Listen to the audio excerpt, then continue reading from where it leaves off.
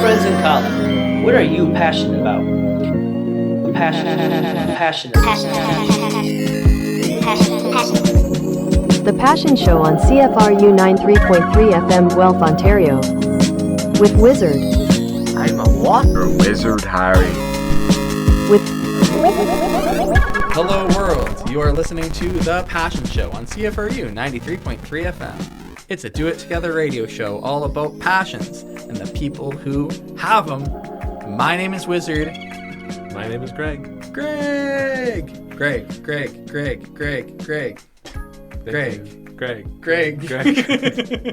We got Greg in the studio today. Tell me, who are you? What's your deal? I am Wizards. There you go. He's got it. Friend from... I mean, high school ostensibly, but like also just life at this point. Yeah. We met in grade 6. Yeah. And then the rest is history. Yeah. Greg. Best of friends. Best of friends. I would agree. Yeah, I would consider you one of my best friends. Yeah. Part of the posse. Mm-hmm. If any of you listeners at home have heard the episode with Basil Valentine or Dr. Hannah, then those are also part of that. Or Brandon from Czech Hotel. So this is, I suppose, the 4th episode in the quadrilogy of high school friends. Of Wizard friends. Hopefully we'll get more Wizzy friends on the show. This is always fun to have someone from outside of Guelph in here, and they have to really bite their tongue on the whole wizard thing. Yeah, but hopefully I'll try to not slip up. But you've known about the wizard name for a long time. Yeah, but I do not use it. I'm sorry. That's true, and that's fine. It would feel very bad to me. I would not like if in our normal experience you just started calling me wizard. It's very special to me that there are people in my life who don't call me wizard. Yeah. I need to keep having that, or I think I will fully become a cartoon character. Which is not the dream, not the objective. But welcome to the show, Greg. Thank you. It's a pleasure to be here. It's a pleasure to have you. I'm very pleased that we're making this happen. We're starting off season 7. Oh yeah, isn't that fun? We lasted longer than our favorite show, Community. Oh yeah. Yeah, Community only got 6 seasons. It's an honor to be a part of a longer running show than Community. It's true. Well. Community does have more episodes. Probably more episodes. Just barely. I think Community has like 106 episodes. I'm such a dork about that show. But you write the narrative here. Exactly. So this is a longer running show. Yeah, more seasons means a longer run. And our episodes are an hour long, and their episodes are only 24 minutes. Yeah. So take that, Dan Harmon. I'm sure he's kicking. He's kicking right now. He's kicking. He's kicking and smacking and saying, Wizard. Humbug. I got to make a big, long show. Yeah. But you just got to start a podcast. Well, he had a podcast a long time ago. This is boring. This is a stupid and boring conversation. Greg, what are you passionate about? What do you got there? Well, you know what? Hey, I grew up on a farm. You did. That's true. Part of my life. And after university, I didn't mean to, but I fell into a career in agriculture. Uh-huh. That really did just kind of happen, eh? Yeah. I didn't want to be in a city when COVID happened, so I just went home, and I just... So that's how that... Yeah, I guess, right? 'Cause you started working at the co-op around then. I did kind of the same thing, and that, like, my career was also very much influenced by the pandemic. I'd probably be a programmer right now if it wasn't for the pandemic. Yeah. That's a weird thought. But like, it just didn't. That wasn't what you were passionate about, was it? No. Yeah. No, exactly. I like it. I like it just fine. It's a thing I'm passionate about, but it certainly isn't the thing I'm passionate about. Programming. But so you wound up back at home in small town Kincardine. Yeah, working in agriculture. And my most recent job.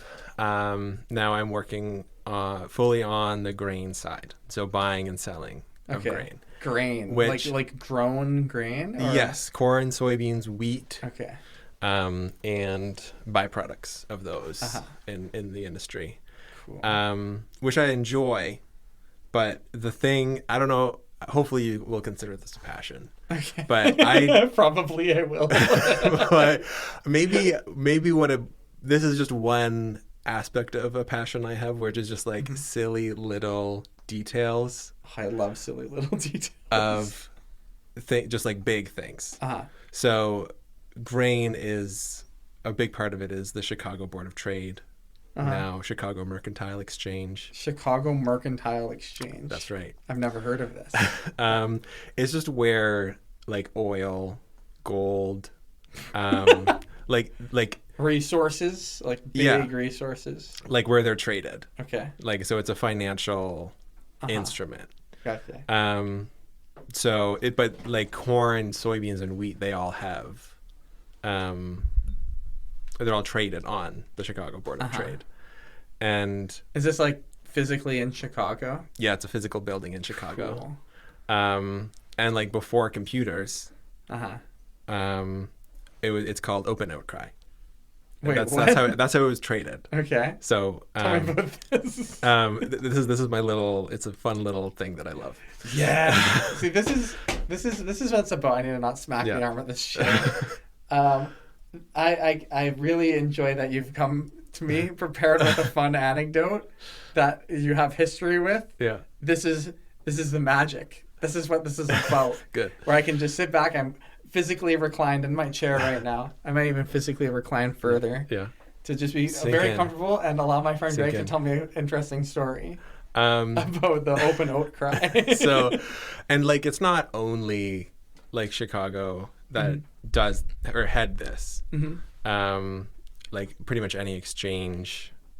Like this is how like the New York stocks worked as well. Okay. But before computers, when they could match you with someone who's willing to buy your commodity or product at a agreed upon price, you had to have people at one place talk to each other and settle on a price. Because you've got your corn. Yeah. And I want corn. Yeah. And so we've got to meet up. And I have a price and you have a price that you're asking for. I have a price that I'm willing to pay. Yeah. And there's going to be some shenanigans. Yeah. But like someone might want to pay more than me. Yeah. And I'm going to say, nah, I'll pay more than that. Yeah. But like the thing is like they like it's they're a complete middleman for trading. Like I can discover a price just by asking a broker like sell corn for me, and I'm gonna get matched up with someone who I don't even know, but they're just looking to sell at the same time. So those prices get matched, and okay, if it's gonna be like $4.50 for a bushel of corn, nice, then that's what they agree upon. But I would take a bushel of corn for $4.50. That sounds great. $4.50. That's a funny number. That's a funny number. That's a funny number. $4.50. That's a little bit of Greg and Wizard elementary school joke for you guys. $4.50, funny number. If you went to Ripley Huron Community School in 2010. That's right. It's not that funny of a number, though. Not super funny. Yeah. Like, kind of just like neutrally funny. Yeah. We were never really involved in all of that. No. It's a sadly funny number, if you ask me. Huh? It's a sadly funny number. It is sad. Yeah, the whole context around $4.50 being a funny number, it's kind of like mostly just bullying. Yeah. It's a bullying funny number. It's a bullying funny number, but... Maybe no. We don't need to put that one random guy who was 12 at the time on flame here on the community radio. I don't think so. Needless to say, though, $4.50 funny. Yeah. Kinda. Yeah. Okay. Sorry. Continue. Yeah. So, but what I love about it is that so you have these pits, and it's steps in like an octagon. You step up, and then there's steps down. And that's, so it's like a physical pit. It's a physical pit. How big are we talking here? Oh, I don't know. Actually, don't know how big. Okay. Probably like pretty big. A bunch fairly of people are big. Like there's people going around in there. But like there's a corn pit, and then there's a wheat pit. Oh, whoa! And there's a soybean pit. And there are people. You go into the pit, and you know someone they want to sell a contract of corn. So, to sell a contract of corn, you are going to you need to put your you're gonna do a hand signal with your palm out. Okay. That means you're gonna sell. I'm selling. Greg right now is holding his hand up like he's pledging allegiance to the flag. But you're selling one, so you're gonna have one. Oh, he's just got one. He's got one finger up. If you had two, you would have a two. Gotcha. Like a peace sign. Yeah. What if you want to sell 6 bushels of corn? 6 is one sideways. I'm happy I asked that. That's crazy. And then you get up to like, Uh-huh. I think you get up to 9. Uh-huh. And then 10, you go to your forehead. Oh, no way. This is crazy. Yeah. It's a standardized thing. Yeah. Because like there were just people in these pits and like they need to sell like 100. Yeah. But they have to communicate that quickly. Uh-huh. Because they only have so many hours. It's like an exchange specific like sign language. Yeah. That's really cool. So it was developed in Chicago and then it just like was adapted by a bunch of other exchanges, like because like New York was running and like the UK has the same thing. Mm-hmm. But yeah, just what else was there? Greg has a beautiful little duotang right now with notes, which just pleases me in a big way. Right. So the special thing about contracts, so there's like specified months for each corn. Like if you buy corn over the January future. So a future, is that what a future is? Because I've heard of futures in the stock market. Yeah. So that's like the promise of things to come.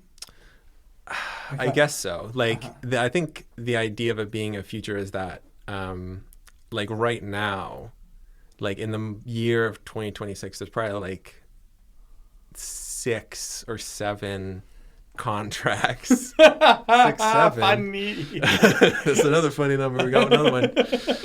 Just stroke that off my notebook. I'm a little baby boy. We've done a bunch of funny numbers. We're hitting funny numbers with Greg. That could be a good episode title. Yeah, you know what? I did think maybe math should have been my passion. Because we'll probably come around to math at some point. But I'm really interested in this Chicago exchange stuff. So there's 6 or 7 like months that you can buy or sell corn in. Because those are the months that corn grows. No, you're only really going to harvest it. Like harvest corn is going to be like the December month. But people still need corn in these other months. Yeah. So take a step back. I maybe jumped the gun a little bit on this. That's okay. Run it back. So like the reason futures came into effect is like, imagine you're a farmer. Okay, I'm a farmer. In early 1800s. In early 1800s. So I've got like a straw hat. Yeah. I've got a pitchfork. I'm standing beside my wife. I'm American Gothic. Yep, that's right. Canadian Gothic. Right. You're out in Saskatchewan. I'm in Saskatchewan, my homeland. I'm Canadian Gothic. That's right. Lovely. And you harvest your grain. Okay. And you want to sell it when you harvest it. I've got a big silo right now. Yeah. And I'm careful not to walk in there because I don't want to experience grain death. Correct. That'll be bad. But maybe, in the 1800s, maybe you didn't fully understand that. But sometimes my 5th child, Johnny, got swallowed by the grain. We never saw him again. Just a pile of bones next year at the bottom of the silo. Oh, my gosh. For our dear listeners at home, listeners sit in that chair, Greg, if you were wondering. Greg, listener of the show, certainly you've heard me talk about the chair. That's the chair. That's the chair. So listeners, grain death is when you're in a silo of grain. Am I explaining this right? Yeah. You're walking around on top and the top part gets crusty, so it looks like a solid top of a pile. Yeah. Then you fall through. Yeah. The crusty, and then the grain basically eats you. Yeah. Like when you first put the grain in the silo, it's like solid. There's no air gaps. But like as it ages, if the top, like if there's like moisture on the top, there could be like condensation, and it could like spoil a little bit. It'll it'll hold together. Yeah. As the bottom just recedes. Well, what would happen is you unload some corn from the silo. Oh, from the bottom. Yeah. Okay. Because that's how you pull from the bottom. That's right. And then it turns into a cone, but you still have this crust on top. So you look out you climb up the silo, you look up top and you say, oh, perfectly flat, easy to walk on grain. But no, you fall. And what's especially dangerous is like flowing grain. So you definitely don't want to be on the grain when you're unloading, because then you're fully like, you get just sucked in there. Oh my god, that sounds like and it like cuts, basically like eviscerates your body, right? It's bad stuff. Yeah. But like, have you ever seen the like how they like some fire departments? I remember when I was younger, like they like raised money to get something to like save people from who would get slightly submerged. Like if your like head is out there, or they could get these steel sides that they form a square around you, and they put that into the grain around you, and then they suck up the grain in the. I see. So it's like they're removing the grain in your immediate vicinity and using the walls to prevent. I love how specific this conversation is. This is great. That's what I'm passionate about, these little things. Grain, I mean, I could have guessed that Greg would come on here and we'd talk about grain death at some point. Yeah, you knew it was going to. I did think about that. Yeah. How did we get here? We're talking about... I'm a farmer. You're a farmer, 1800s. Yes, because we're talking about how futures came about. Yeah, Canadian Gothic. Canadian Gothic, I got my pitchfork. Yeah, so you harvest your wheat in the summer, and you want to sell. I gotta get rid of this wheat. Yeah. My Johnny boy is my son, my sixth child. He's got lupus. Yeah. You gotta fix him up.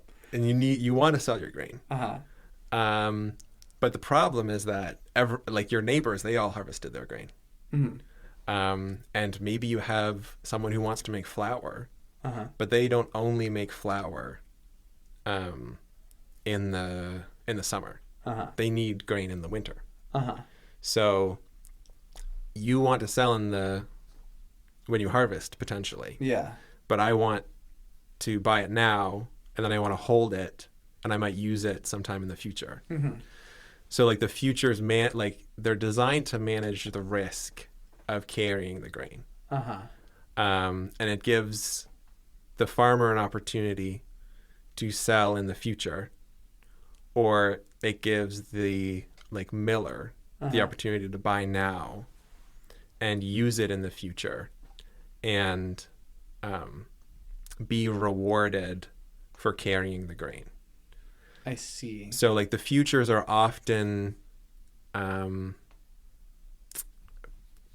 what's the word? They're like they're priced in a way that encourages you to carry the grain into times when it's less abundant. I see. Okay, so it's like an incentive structure to sort of like flatten out the year. Yeah. So that like the spice always must flow. Yeah. So like the harvest month is going to be less expensive than next year right before harvest. So, like right now, so yeah, we can go back, example of corn. December corn is going to be less expensive. The future contract for December corn is going to be less expensive than next year's March, because it's rewarding you to carry that grain to March when it should be less abundant, because the people around here are not harvesting corn. You're going to carry that grain. Yeah. And like, so September is a month for corn that is definitely going to be at a premium. Yeah, that's expensive. Because that's right before you start harvesting. So it's like the furthest away from the previous corn. Yeah. I think I understand. Yeah. I think I can wrap my head around this. So the idea is that you can buy, if I was like feeding, if I had a flock of, or a herd of cattle, and I was going to feed them corn, but I needed... Yeah. I need corn all the time for that. Yeah. If I needed 5,000 bushel to feed them for the year, but I wanted to buy that at harvest time, but I was just going to hold on to it. Yeah. It would give an opportunity to have that priced until I actually use it. So it manages risk that you wouldn't be buying at a spike. I don't want to buy all 5,000 bushels and have them show up on my doorstep right now. Well, the thing is that you can get it all right now. Yeah. but you could manage the risk on your side for holding on to that grain. And maybe the price changes. Maybe it gets cheaper, maybe it gets more expensive, but you can manage your risk for holding on to that physical product. Gotcha. Corn. Yeah. It sounds complicated. I did not, when I first took the job, I did not think it was going to be complicated. I did not think I was going to need to know, like, the financial markets, stuff. basically. Yeah. So now you do know the financial markets? I know this aspect. So is this like a big part of your day to day? In a way, it's something you have to consider. Like, I'm very happy that we're having this conversation. I've been very curious about your co-op seeds and grains stuff for this, or ever since you've been doing it. But it's like, when are we really going to have the time to just sit down and have you hash it out? Flood me with info about your job? It's like, well, this is why I make this show. Yeah. So you can tell me so that there's no social pressure for us to change topics. Yeah. You can just talk about your grain. Yeah. Like, so you do have to, you have to know like what months you're talking about. Cause like, and that's like anyone who would be buying and selling grain at the co-op. Like I actually, like I'm in an office that concerns more about like the details of it rather than some other places. They just need to worry about what the price is that we give them, basically. Yeah. But I'm more in a position of like setting our prices. Yeah. But so you do need to know. So there's the futures price, and that's like on the you go to the Chicago Board of Trade website and it's there. Everyone can see that. But when we actually talk to a farmer and he's gonna sell. Yeah, you're down there. You're boots on the ground. Yeah. You're like working with you can see the corn. Yeah. If he's going to sell to us, there's the futures price and then we add a basis. And that's so that's the part that accounts for like local demand. So like the Chicago price, that's like a North American price for a bushel of corn. Very large market, like zoomed out perspective. Yeah. But every market is different. Like Iowa grows way more corn than we do here. So the basis price is going to be lower rather than here. The basis price should be typically higher because there's less supply. Corn. Yeah. Gotcha. I mean, like that's like oversimplifying it too. Like it depends year to year. It seems like there'd be a lot of variables going into this equation that's working out the basis. Yeah. And yeah. Is there an equation, or is it like hashed out on a case by case basis? There's not. It's just the price that like we're willing to pay for grain. Gotcha. Yeah. So you kind of just come to that decision. Yeah. Just with with the numbers that you see and your human intuition and understanding of the market. Yeah. Like, and it's the biggest thing is it's based on what you can sell it at. Like if you know that you can sell. So that's why you're looking at the Chicago website in general. It's just like, okay, what am I going to be able to get away with for my corn that I'm buying? Yeah.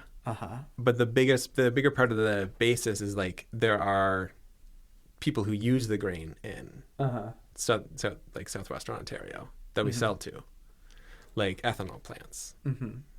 Like does grain get turned straight into ethanol? Yeah, like that's so crazy. Ethanol plant, yeah. Corn goes in, ethanol comes out. That's so wild to me. I mean, like there's like, my understanding, it's like very complicated. Yeah. the process, and they can be very. That's so neat. They can be very finicky beasts. The ethanol plants. Yeah, I buy it. Yeah. That's crazy. But do they put ethanol in like all gasoline? Isn't that a thing? Like a percentage of gas is ethanol. 10% is typically. Man. Yeah. I think at some point it's going to be 15%. That might be good. Yeah. I don't know. I don't know about any of that. Yeah.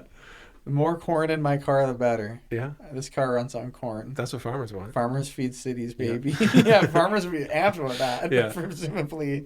So what an easy way to sell corn. Yeah.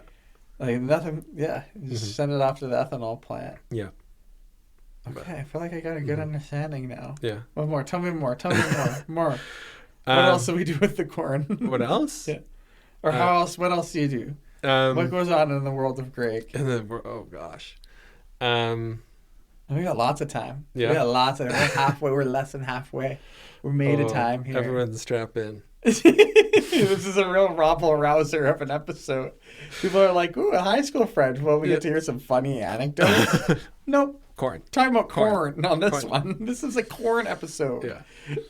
Yeah. Yeah. So, yeah, I just really like that. So, like now, they've like in these markets that we designed to trade corn in Chicago, it can now be done like electronically. Like at instant speeds. Yeah. Like I just enter an order for like basically I say, okay, I'll buy corn now, and then I just get matched up to someone willing to corn somewhere in the world, and just like pretty within seconds, it's filled. Whoa. But before we had the computer system, you would have to like go in the pit. You would call into Chicago, and he would go into the pit. So you have a physical guy who's like there on behalf of you. Yeah. Whoa. But like, or like he's I'm pretty sure they're like brokers. So like they would like have a number of clients that they're buying and selling for. And he just goes out there. He says, okay, I know I need to sell 100 contracts of corn. And he goes out and he's looking for someone looking to set like, match. And like maybe he has to do like 50 with this guy, 50 with this guy. And like there's also like this like emotional aspect to it. So like people like talking like these people who used to do it, they're sad. Well, they're sad they lost their job because they got replaced by computers. I guess. But they're making an argument that like there was a human element to being in the pit. And that like in the same way I can understand. I was thinking when you were talking about how instant it is. Yeah. I was thinking like, what does that mean for how the system works? Yeah. That like massive quantities of physical resources. Because when it's on a computer and it's just a number and it happens instantly, it's like a video game. Yeah. Or it doesn't seem as real. It's like, okay, I'm calling my guy. Yeah.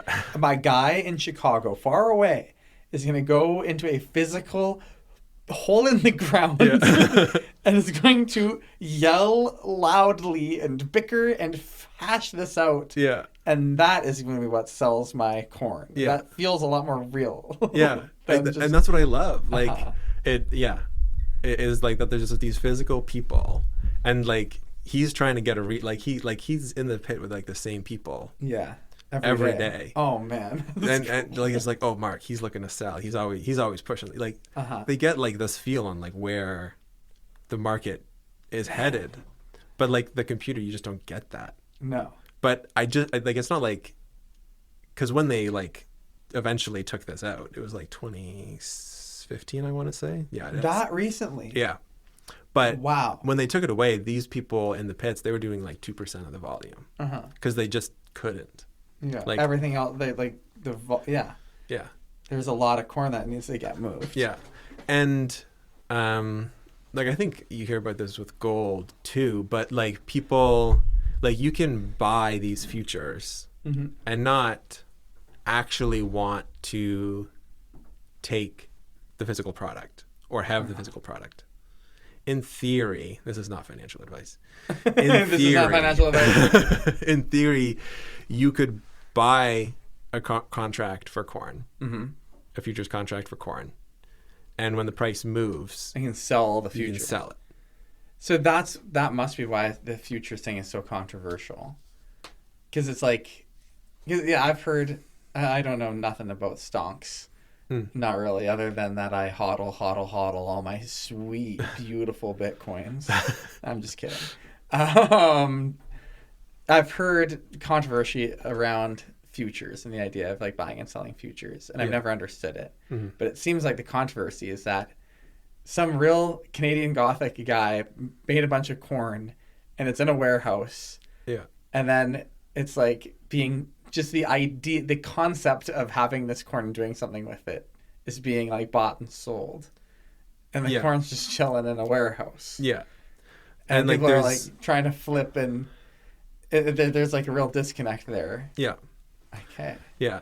And like, you know, very pure intentions when it was formed, right? Like, because Yeah, like if you were we, saying, either I'm in 1890, Yeah. and I'm just like, I just want to sell this corn. yeah, And so just wants some corn in March to make corn syrup with or whatever. yeah, like it's just trying to allow you to manage your risk, allow you to sell your corn at harvest, and incentivize someone else to carry it to sell it later. Like Yeah.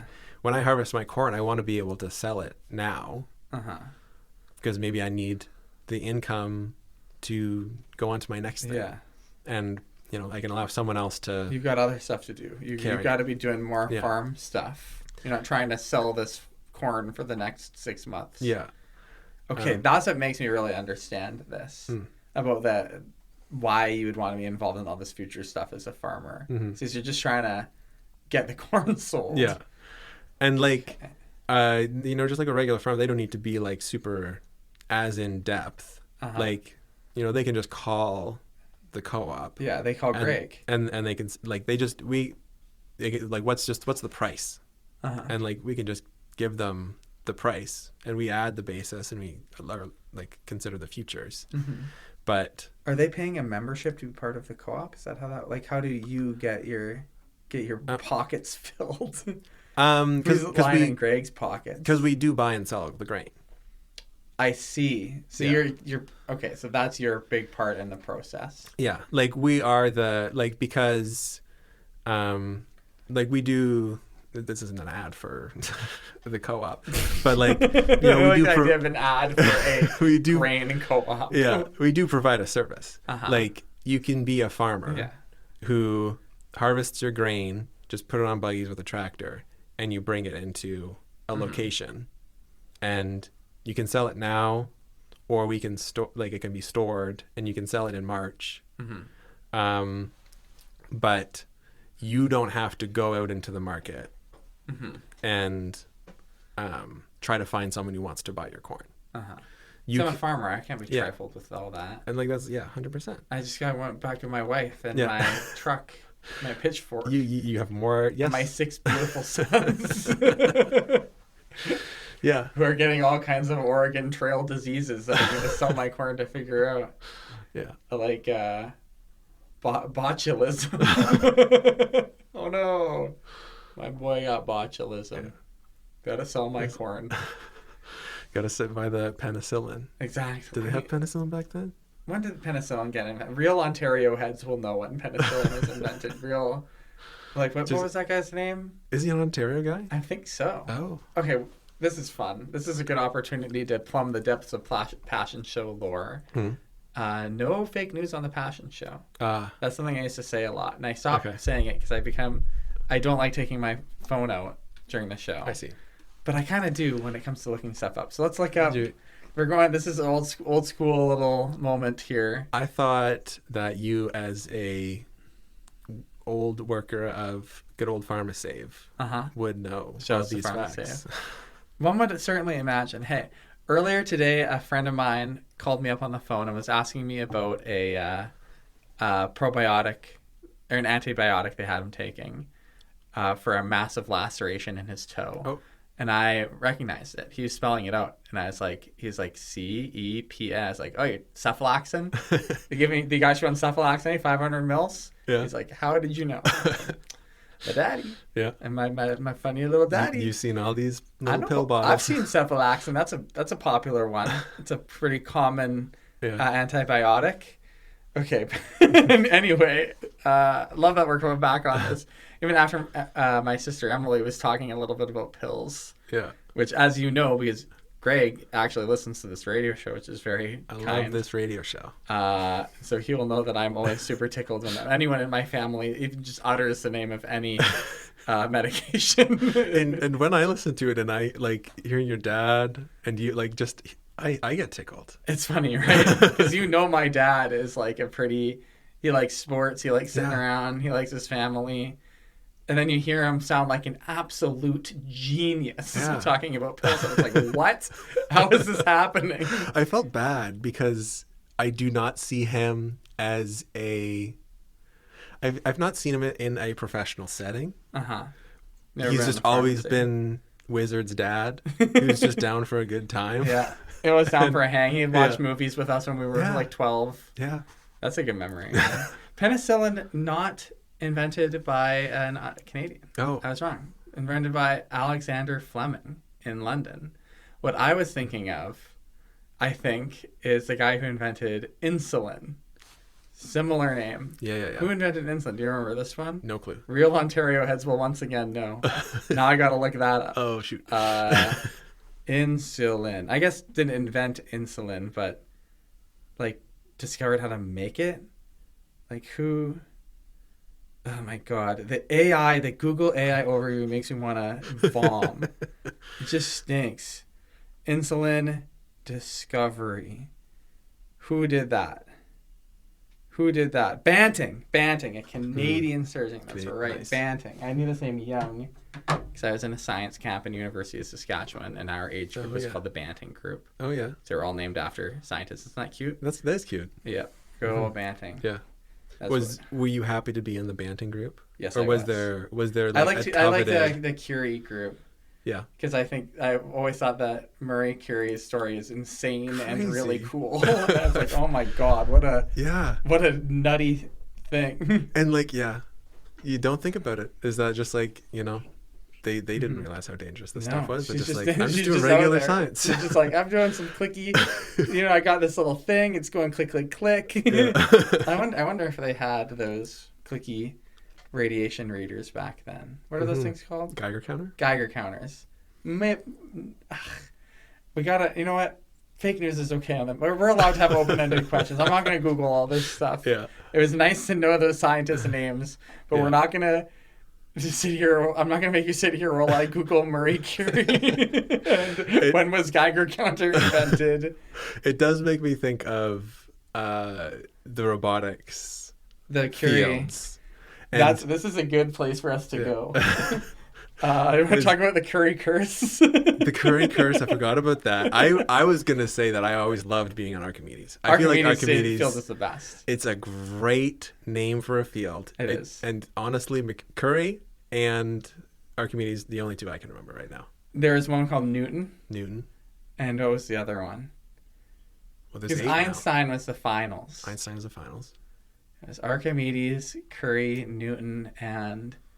See, I don't remember. Maybe we'll remember it eventually. Because I feel like we were on Archimedes. Yes, we were. Sometimes I think we were on Curie once, but I feel like we were Archimedes a lot. We were on Curie when we were in grade 12. Okay, listeners, let's give us some context here. This is what the show is all about. The waveform of like high context specific discussion and then back down to like explaining that context. Right. And up and down and up and down. So for those of you wondering what exactly we're talking about, me and Greg really bonded through high school by being on a robotics team. Yeah. Called the Kincardine Kinetic Knights. Yeah, that's right. Not called the Kincardine. Importantly, called what was the actual name? Kinetic yeah, Knights, just right? Kinetic Knights. Yeah. Kincardine was not our name. Yeah. Kinetic Knights robotics team. And we got to go to St. Louis 4 times through high school, which is crazy. I go fifth. I maybe went 5 times. I also went 5. Didn't me and Logan go? No, we didn't. Did we in 5th year? Maybe we didn't make it in 5th year. We did make it in 5th year. I didn't like go. I didn't must go to have the Stronghold I feel like I always went. I think you went. Yeah. We didn't go. This is so specific. But me and Greg, we like to talk about this because it's neat. Yeah. High school robotics is neat. Mm-hmm. And it was a good program. It was a real good program. Yeah. Very lucky. Mm-hmm. Like, I always, maybe we're getting away from it again, but like I talked to Jamie about my beautiful wife. Yes, About, Greg's beautiful wife, Jamie. About like our experience in high school. I'm just like, oh yeah, just like a small town high school. It was like falling apart. Like, Yeah, the roof ceilings are falling down. You must have had so much more. Like, you were in the city. And she's like, but then I talk about robotics and like all these other programs that we did. And like just the other, I was talking about like that you guys did media. She's just like, I don't think we had that. Yeah, the media thing was pretty crazy. Yeah. I was telling some kids today at outdoor school about our media teacher used to always say, if you're not cheating, you're not trying. Yeah. Remember this? And they were like, a teacher told you that? And I was like, yeah. Of course he did. Because his class was movies, and if you want to make a good movies, you have to cheat. That's how it works. I've never considered that. That's true. Like he would very much encourage us to like think outside of the box about how to get production value out of our movies when we had $0 and we were 15 years old. Right. Yes. In that capacity, you got to cheat. But they were very tickled by that. Yeah. Good old media class, making movies in high school for 2 credits is crazy. Yeah. But yeah, the robotics team was great. Yeah. It was a good program. And when we got to the World Champions, to close this loop, there were 4 divisions, and they were named after scientists. Yes. Curie, Newton, Archimedes, and the fourth one. The fourth one that we don't remember. We don't remember, but I'm sure that scientist is great. Or not, who knows? Yeah. I feel like it started with a G. Oh, Galileo. Hey, let's go. You know what? Galileo did have a good chant too. Galileo. Yeah. And there is this thing, the Curie curse is that the Curie division had never won Worlds. Yeah. But I think while we were in high school, the Curie curse did get broken. That does feel familiar. I believe by the Team 254, the Techizi Poofs. That sounds even more right. One of the great teams in high school robotics. Yeah. Because they're funded by NASA. Which is good. Yeah. There's a lot of big like sponsors in that like true. It did kind of like you could tell there was a difference between some teams. Such a difference. There's also a lot of teams with so much heart. Oh yeah. That were not well sponsored. But everyone loves. Yeah. It's cool. It's funny that there was like a whole like sports, but also like community culture in robotics. Like teams, there are hundreds of teams. Yeah. And a lot of people would know so many teams. Yeah. From that you would like talk to these people a few times a year. But you just know all these teams and all the lore, and people would have favorite teams. It's like, my favorite team is like 40, 60, whatever, 40, 69, I think, makeshift. What number is makeshift? Yes, that's right. Because they had the coolest shirts. Yeah. And they were really nice when you're talking to them in the pit. Yeah. So I'd be like, that's my favorite team. Yeah. It's like, are they good? Did they make good robots? Not necessarily, but I like them. They did. You know what? Maybe fifth year was maybe... Because we went... I think we won a regional with them in the U.S. Really? Yeah. That's right. I do remember this. I think that was in grade 12. No, that wasn't in grade 12. We never won in grade 12. No? It was awards that got us. Yeah, I bet you. You know it was. Good old engineering inspiration. Let's give some context on that, because I think this is funny. The way you can get to world championships in robotics at least 10 years ago is you can either have a good robot. Yep. That's the glorious way to get to regionals, is by have a good robot and win. Or you can do a good job of spreading around STEM around your community, like whatever that means, and like promoting robotics. And then you'd have to go to the competition and to prove to a bunch of judges that you're good at that. And if you're one of the 3 teams that they think are the best at that, essentially, they would send you to champs. Yeah. And when we were in grade 12 and grade 11, I think, we got to champs from awards. Yeah. So I think it was chairman's grade 11 and then EI. And then EI in grade 12, which is so funny. Yeah. I was so sure we were going to win EI. I remember talking on the bus we went to North Bay. It was our last competition. I was like, guys, I promise you we're going to win EI. Everyone's like, no, we're not. And I was like, it was the last week of regionals. I was like, I know that the people in robotics, like these judges, our team has a good reputation, and this is a meta game. It is always very funny how meta gamey all of that robotic stuff was. I was like, just trust me, guys. I have this vibe. They're not going to give us Shermans. They gave it to us last year, and they're going to give us They're going to send us to St. Louis for a fun little vacation. And I was right. And we had to go back to St. Louis and get the pizza and go up the Gateway Arch and have a nice little romp in the big city. Make a little parkour video. Yeah. That video is unlisted. I should re-upload. Hardcore Kinetic Knights parkour. Yeah. Ah, man, that's a throwback. That's little known video. Little known video. Yeah. But man, we had some nice little times in St. Louis. Yeah. They would just let us run around. I know. You think back and you're like, if I was a mentor, I would have been like, what are you scared doing? all the time? Really, like, absolutely. I don't want to do this. No. Like, it would be horrible. Like yeah. For some more context for you poor little listeners here, our team, when me and Greg were in grade 10, we stopped being part of the school. Right. Because of the teachers' strike in like 2013 or whatever. Mm-hmm. And because of that, our team got even more lax with like having to follow rules. Mm-hmm. And when we went to St. Louis for the World Champions, which took place over 3 days, they would essentially just be like, okay, we're going to go to this stadium in downtown St. Louis, like 3 blocks away from the Gateway Arch. Yeah. And we're going to see you guys. Here's the restaurant that we have booked for dinner. And you have to be there for dinner. Yeah. But that is in 8 hours. And see you there. And so Greg would be working on the robot because he had honor. Yeah. But me and the rest of our high school friends, so we still are in touch with and love and hang out with all the time, we would just leave. We would just be like, okay, have fun with the robots. Later. We're going to go have some fun in St. Louis. Like there would like be certain people with like responsibilities, like with like the awards, like you have to talk to judges at certain times. Not us. And no, sir. like part of the competition, if you were good, you got to choose your teammates as you went into the finals. So we would you would have to watch scouting. Matches, and you'd sit and you'd mark who's doing well. Scouting. I was scouting lead. Were you ever scouting lead? I was never scouting lead, but I did a lot of scouting. Yeah. I loved scouting, so it was super fun. I did think it was fun. That's what sparked my. I feel like it was a reason I enjoyed and chose to do stats in university. Yeah, that is fascinating. Yeah, and it's it is actually where I got my Excel skills. That's crazy. Yeah. So we made some really robust. Yeah, the truth is that me and the boys wouldn't like truly just like vanish for the day. We would do our scouting and then we would vanish. Yeah.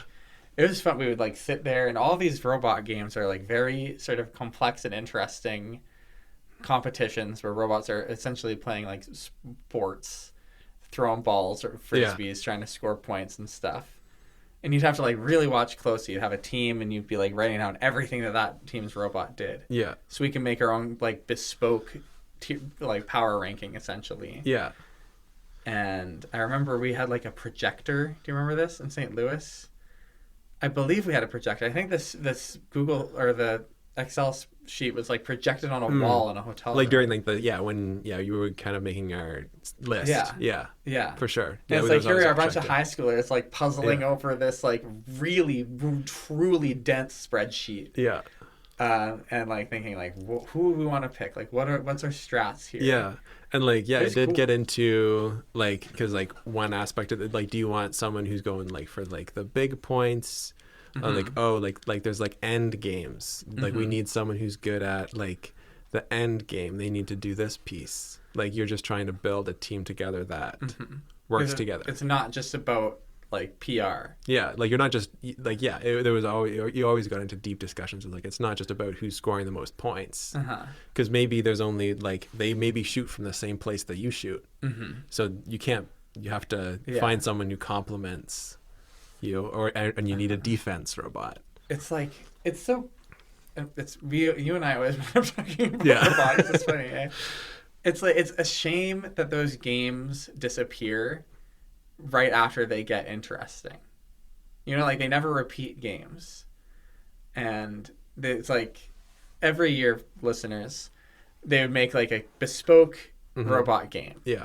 And so, for example, when we were in grade 9, they made the best robotics game that has ever been made, Rebound Rumble, where the robots had to shoot basketballs into hoops. Yeah.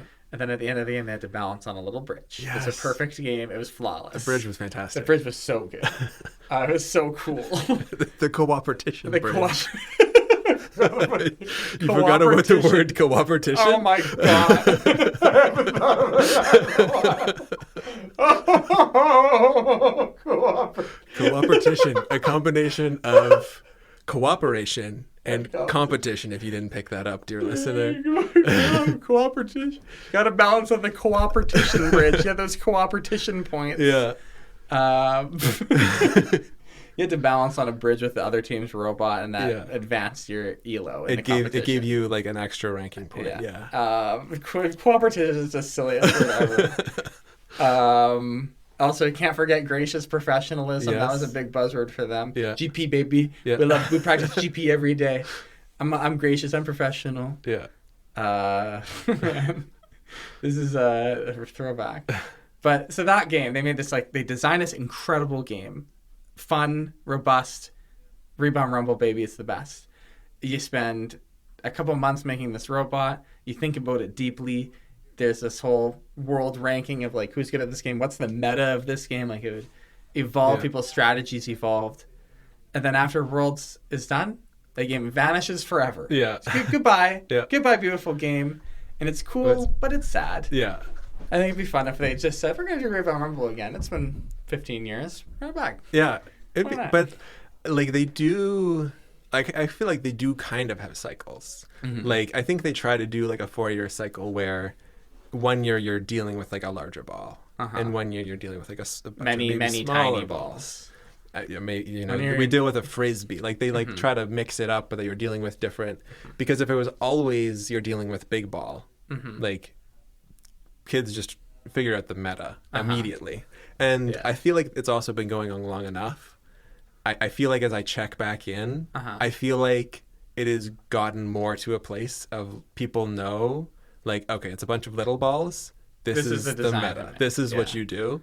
Or there's just different basic designs for robots, which on one hand is, you wonder is that beneficial for the kids to just copy and paste, but also that's because there is at the end of the day you're still building a robot. Yeah, exactly. Yeah, they could make the competition anything and it'd still be good. Yeah, but it is cool when they do a really weird game and everyone has to build strange robots. Yeah, the much maligned. And when we were in grade 12, the game was called Recycle Rush. Yes, very silly game. Very weird. You basically had to build a robot that could carry 6 totes. Yeah. That's tall. And 10 feet and then put a garbage can on top of that. And the game had a soft cap on how many points you can get. And so in the end, at the very, very highest level of competition, the game came down to whose robot could get 4 garbage cans in autonomous mode, so no driver of the robot, in the least amount of time. Yeah. And it's just if you got those cans, you win. Yeah. The round would essentially win in a fraction of a second. Yeah. And famously, a team tried to build a harpoon gun, which for some reason wasn't actually banned in the rules that year. Right. Because I think that was the year that it really got out of hand, that it really became clear because in the structure of things, the top teams, if you ranked first, you would pick first. You would get the second best team. Yeah. So they did a snake draft. Yeah. And there were 8 teams altogether. And then so the team that picked first, they're picking the last. 24th team. So they're kind of lower, less powerful of a robot, you could say. It kind of came on that these teams were just slapping something on, just okay, this is what you're gonna do. I feel that was... The best teams would just rebuild someone's robot. That was the year it really turned into your robot... that was the harpoon gun, is that they tried to refactor some poor little team's robot into a gun. We're now completely remaking a robot, And it is a harpoon gun. It's so funny. So it's super. You could do another episode sometime where we can just talk about robotics. It's really there's some depths to be plumbed. Anyways, we're at the end of the show. Oh Greg. gosh. See, I told you. Yeah. We're at the very end of the show. It's time for us to share some gratitude. The tradition on the Passion Show is that I'll go first and you'll go second. That way you end the show. I am grateful today for the wind and the clouds and the flowers that are coming up. I'm grateful for lavenders and rose trees and apple trees and the Hermosa River. I'm grateful for nostalgia. I think nostalgia is so beautiful and just like remembering silly stuff and having a laugh. Grateful for that. I'm grateful that you drove all this way to climb with me and be on my silly little radio show. What are you grateful for, Greg? I am grateful for my beautiful wife, Jamie. Oh, yes, beautiful wife. My family. Mm-hmm. I'm grateful for the sun that grows grain, corn, soybeans, wheat. That I get to enjoy the beautiful outdoors with that sun. Mm-hmm. I'm grateful for my friend Wizard. Wizard, that's my name. Who used his Grotto guest pass on me for the month. His one time he chose to use for me. It's true. Could have used that on anyone else. Could use it for a date. Yeah. But I not this month. I'll be saying, sorry, $20. Yeah. Okay. You know what? We still have 1 minute. Oh.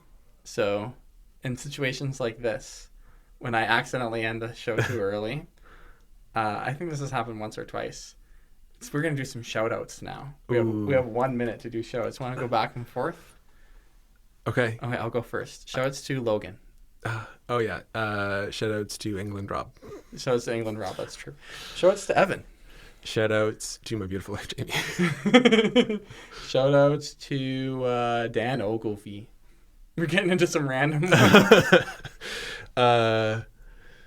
Shout-outs to Rob Gleason. Yo, shout-outs to Mr. DeCraker. Shout-outs you have to go deep thinking. to my mom. Yeah, there you go. Shout-outs to... Oh, we're almost there. Shout-outs to Christopher Curry. You don't know that guy. It's fine. Okay.